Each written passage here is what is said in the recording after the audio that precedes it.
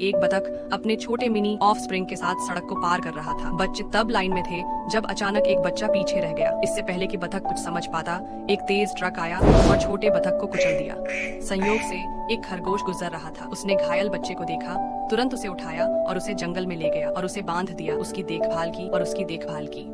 धीरे धीरे बतख बच्चे में सुधार होने लगा और दोनों खरगोश और बतख एक साथ खेलने लगे। एक दिन वे दोनों जंगल में खेलने में व्यस्त थे कि अचानक एक खूनी शेर दिखाई दिया। शेर ने उन पर उड़ाने की कोशिश की, लेकिन वे दोनों ने अपनी जान बचाई। शेर उनके पीछे भाग गया। दौड़ते समय उनका रास्ता खत्म हो गया था और एक गहरा तालाब था। शेर बहुत करीब था, इसलिए दोनों बिना सोचे समझे तालाब में कूद गए। बतख का बच्चा आसानी से तैरने लगा, लेकिन खरगोश पानी में डूबने लगा। बतख तुरंत मुड़ गया और खरगोश का समर्थन किया और किनारे पर पहुंच गए। कुछ ही समय बाद बतख की माँ अपने लापता बच्चे की तलाश में वहां आई। वह अपने बच्चे के अधिकार को देखकर बहुत खुश। जब उसे पता चला कि खरगोश ने अपने बच्चे की जान बचाई है, तो उसने उसे दिल से धन्यवाद दिया। फिर वह अपने बच्चे 小红